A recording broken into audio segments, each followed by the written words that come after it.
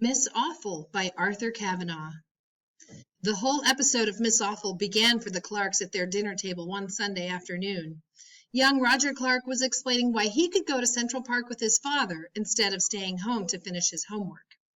Miss Wilson, his teacher, wouldn't be at school tomorrow, so who'd know the difference? She has to take care of a crisis, Roger explained. It's in Omaha. What is? His older sister Elizabeth inquired. For a kid in third grade, Roger, you talk dopey. You fail to make sense. Roger ignored the insult. His sister was a condition of life he had to live with, like lions, or snakes, poisonous ones. Teetering, as always, on the tilted-back chair, feet wrapped around the legs, he continued. Till Miss Wilson gets back, we're having some other teacher. She flew to Omaha yesterday. He pushed some peas on his plate and was silent a moment. I hope her plane don't crash, he said. Roger's mother patted his head. A lively, outgoing youngster, as noisy and rambunctious as any 8-year-old, he had another side, tender and soft, which worried about people. Let the blind man who sold pencils outside the 5 and 10 on Broadway be absent from his post, and Roger worried that catastrophe had overtaken him. When Mrs. Loomis, a neighbor of the Clarks in the Greenwich Village brownstone, had entered the hospital, Roger's anxious queries had not ceased until she was discharged. And recently there was the cat, which had nested in the downstairs doorway at night. Roger had carried down saucers of milk, clucking with concern. Is the cat run away? Don't it have a home? Virginia Clark assured her son, You'll have Miss Wilson safely back before you know it. It's nice that you care so. Roger beamed with relief. Well, I like Miss Wilson. She's fun. Last week, for instance, when Tommy Miller got tired of staying in his seat and lay down on the floor. He did what? Roger's father was roused from his post-dinner torpor. Sure, pretty soon the whole class was lying down. Know what Miss Wilson did? If you'll notice, Mother, Elizabeth interjected, he hasn't touched a single pea. She lay down on the floor, too, Roger went on ecstatically. She said we'd all have a rest. It was perfectly normal in the middle of the day. That's what I love about St. Joff's. It's fun. Fun, snorted his sister. School isn't supposed to be a fun fest. It's supposed to be filling that empty noodle of yours. Miss Wilson got down on the floor? Mr. Clark repeated.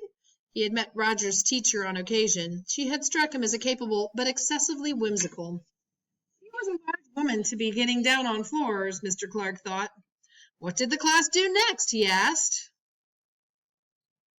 Oh, we lay there a while, then got up and did a Mexican hat dance, Roger answered. It was swell. I'm sure not every day is as frolicsome, Mrs. Clark countered, slightly anxious. She brought in dessert, a chocolate mousse. Roger's story sounded typical of St. Joffrey's. Not that she was unhappy with his school. A small private institution, while it might be called overly permissive, it projected a warm, homey atmosphere which Mrs. Clark found appealing. It was church-affiliated, which she approved of, and heaven knows its location a few blocks away from the brownstone was convenient. True, Roger's scholastic progress wasn't notable. His spelling, for example, remained atrocious. Friendly as St. Joffrey's was, Mrs. Clark sometimes did wish. Roger attacked dessert with a lot more zest than he had shown the peas. So I can go to the park with you, Dad. I've only got spelling left, and who cares about that? Before his mother could comment, he was up from the table and racing toward the coat closet. Okay, Dad. I didn't say you could go. I didn't even say I'd take you, Mr. Clark objected. He happened at that moment to glance at his waistline and reflect that a brisk hike might do him some good. He pushed back his chair. All right, but the minute we return, it's to your room to finish your spelling. Aw, thanks, Dad. Can we go to the boat pond first?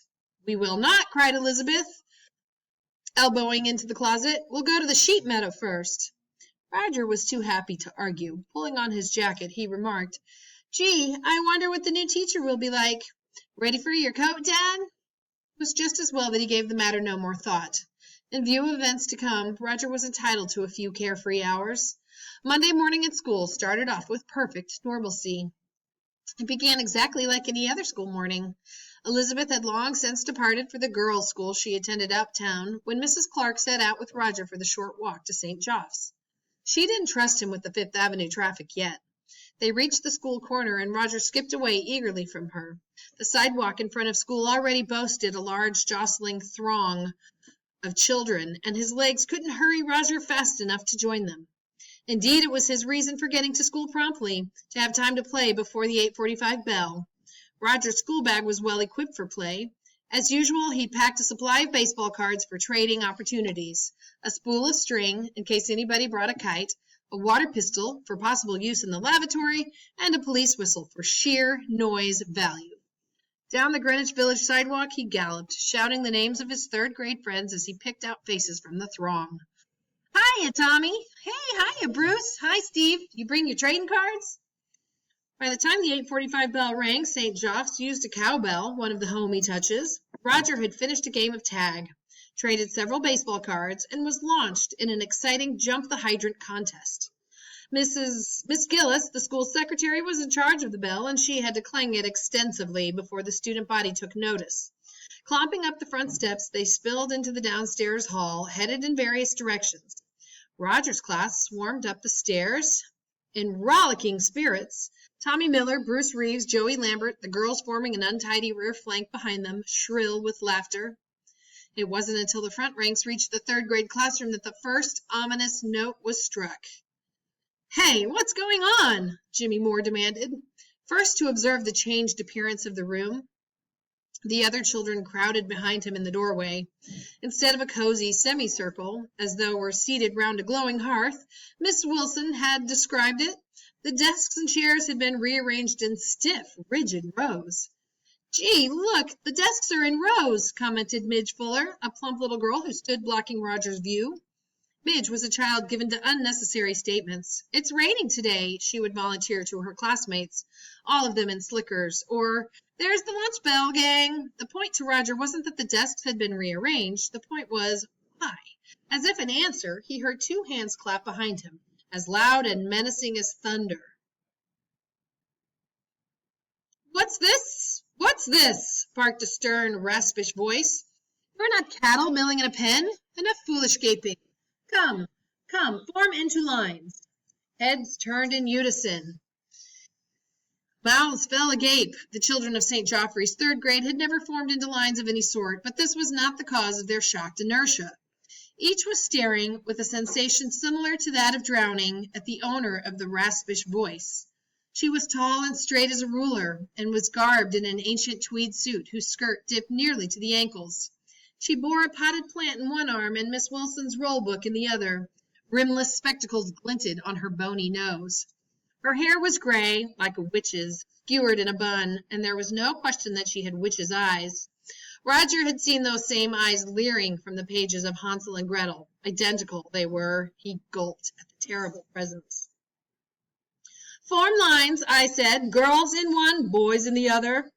Poking and prodding, patrolling back and forth, the new teacher kneaded the grade into position and ruefully inspected the result. "Sloppiest I've ever beheld. March!" She clapped time with her hands, and the stunned ranks trooped into the classroom. 1, 2, 3, 1, 2. Girls on the window side, boys on the wall. Stand at your desks. Remove your outer garments. You, little miss, with the vacant stare, what's your name?" Ja, a voice squeaked. "Speak up, I won't have mumblers." "Jane Douglas."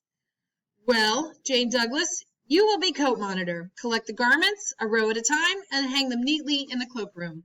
Did you hear me, child? Stop staring."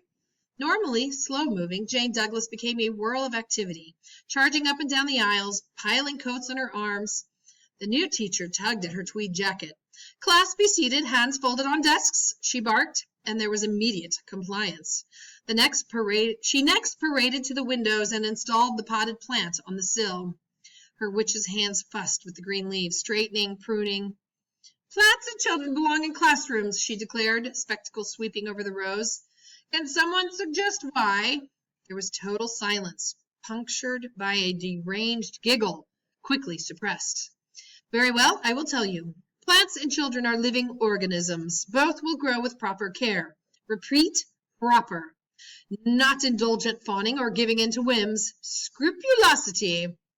With another tug at the jacket, she strode, ruler straight, to the desk in the front of the room. I am Miss Orville, Orville, she replied. You are to use my name in replying to all questions. In the back of the room, Jimmy Moore whispered frantically to Roger, What did she say her name was? Miss Orville rapped her desk. Attention! Please, no muttering in the back. She cleared her voice and resumed. Prior to my retirement, I taught boys and girls for 46 years, she warned. I am beyond trickery, so I advise you to try none. You are to be in my charge until the return of Miss Wilson, however long that may be. She clasped her hands in front of her and trained her full scrutiny on the rows. Since I have no knowledge of your individual abilities, perhaps a look at the weekend homework will shed some light. Miss Wilson left me a copy of the assignment. You have all completed it, I trust. Take out your notebooks, please. At once, I say. Roger's head spun dizzily around. He gaped at the monstrous tweed figure in dismay. Book bags were being clicked open, notebooks drawn out. What was he to do? He had gone to his room after the outing in the park yesterday, but alas, it had not been to complete his assignment. He watches, horrified, as the tweed figure proceeded among the aisles and inspected the notebooks. What had she said her name was? Awful. Was that it? Miss Awful? Biting his lip, he listened to her scathing comments. You call this chicken scrawl penmanship? Rip! A page was torn out and thrust at its owner. Redo it at once. It assaults the intelligence. Then moving on. What is this maze of ill-spelled words? Not a composition, I trust. Ill-spelled words. He was in for it for sure. The tweed figure was heading down the aisle. She was 3 desks away. No escaping it. Roger opened his book bag. It slid from his grasp and, with a crash, fell to the floor. Books, pencil case spilled out, baseball cards, the water pistol, the police whistle, the spool of string. Ah! Crowed Miss Awful, instantly at his desk, scooping up the offending objects. We've come to play, have we? And she fixed her witch's gaze on him. Long before the week's end, it was apparent to Virginia Clark that something was drastically wrong with her son's behavior. The go-lucky youngster had disappeared, as if down a well. Another creature had replaced him, nervous, harried, continuously glancing over his shoulder, in the manner of one being followed. Mrs. Clark's first inkling of change occurred that same Monday. She had been chatting with the other mothers who congregated outside St. Geoffrey's at 3 every afternoon to pick up their offspring. A casual assembly, the mothers were as relaxed and informal as the school itself, lounging against the picket fence, exchanging small talk and anecdotes. That darling cowbell, laughed one of the group at the familiar clang. Did I tell you Anne's class is having a taffy pull on Friday? Where else? In the frantic city of New York. The 3rd grade was the last class to exit from the building on Monday. Not only that, but Mrs. Clark noted that the children appeared strangely subdued. Some of them were actually reeling, all but dazed. As for Roger, eyes taut and pleading, he quickly pulled his mother down the block, signaling for silence. When enough distance had been gained, words erupted from him. No, we don't have a new teacher, he flared wildly. We got a witch for a new teacher. It's the truth. She's from Hansel and Gretel, the same horrible eyes, and she steals toys. Yes, he repeated in mixed outrage and hurt. By accident, you happen to put some toys in your book bag, and she steals them. I'll fool her. I won't bring any more toys to school, he howled. Know what children are to her? Plants. She did. She called us plants. Miss Awful, that's her name. Such was Roger's distress that his mother offered to stop at the Schrafft's on 13th Street and treat him to a soda. Who's got time for sodas? He bleated. I have homework to do. Punishment homework. 10 words, 10 times each, on account of the witch's spelling test. 10 words, 10 times each? Mrs. Clark repeated. How many words were on the test? 10, moaned Roger. Everyone wrong. Come on, I've got to hurry home. I don't have time to waste. Refusing to be consoled, he headed for the brownstone and the desk in his room. On Tuesday, together with the other mothers, Mrs. Clark was astonished to see the 3rd grade march down the steps of St. Geoffrey's in military precision. Clop, clop. The children marched, looking neither to the left nor right, while behind them came a stiff-backed, iron-haired woman in a pepper and salt suit.